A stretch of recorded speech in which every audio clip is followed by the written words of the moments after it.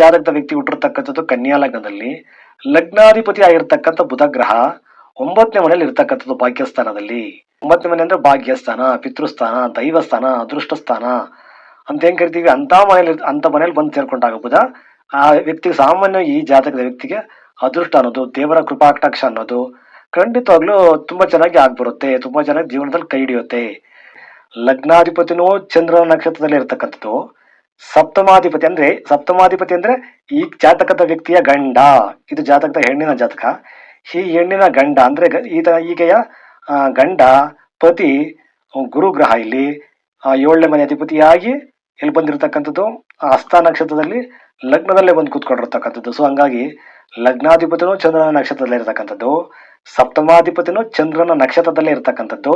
ಆ ಚಂದ್ರ ಪರಮ ಉಚ್ಚ ಸ್ಥಾನದಲ್ಲಿರೋದ್ರಿಂದ, ಅದು 9ನೇ ಮನೆಯಲ್ಲಿ ಇರೋದ್ರಿಂದ ಖಂಡಿತವಾಗ್ಲೂ ಈ ಜಾತಕದ ವ್ಯಕ್ತಿಗೂ